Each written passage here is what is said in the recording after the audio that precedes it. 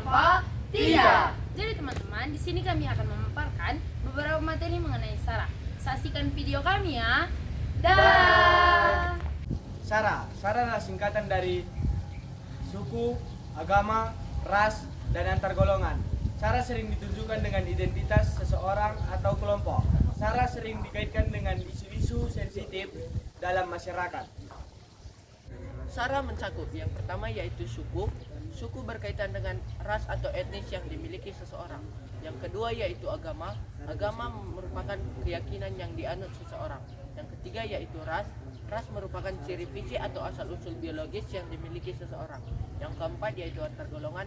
Antar golongan adalah perbedaan yang dimiliki seseorang atau kelompok di dalam masyarakat. Kerusuhan berbau SARA di Tanjung Balai, rumah ibadah dirusak.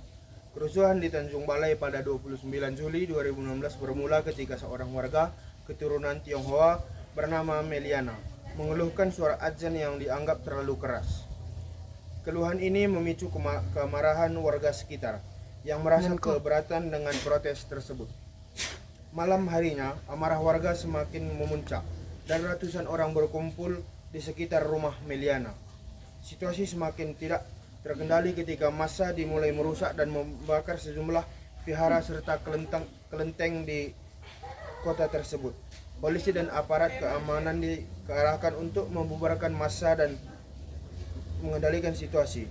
Beberapa orang ditangkap karena terlibat dalam perusakan, dan Meliana sendiri akhirnya dijatuhi hukuman 18 bulan penjara karena dianggap menistakan agama.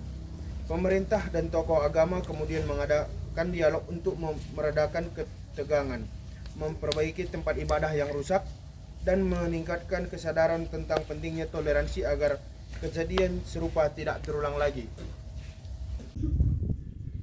Penyebab kerusuhan di Tanjung Balai pada tahun 2016 adalah seorang warga keturunan Tionghoa yang mengeluhkan suara azan yang dianggap terlalu keras.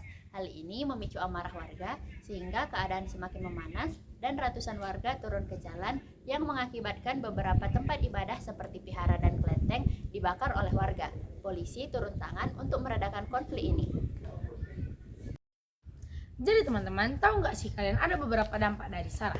Yang pertama yaitu kerusakan fisik. Kerusakan fisik mengajarkan kita bahwa adanya vihara dan juga kelenteng yang dirusak dan juga dibakar dan menimbulkan kerugian materi yang sangat besar. Yang kedua yaitu ketegangan sosial. Ketegangan sosial menjelaskan kepada kita bahwa adanya konflik antar umat beragama, terutama Muslim dan juga Tionghoa yang sempat memanas dan menimbulkan rasa takut di dalam masyarakat. Dan yang ketiga yaitu perhatian nasional.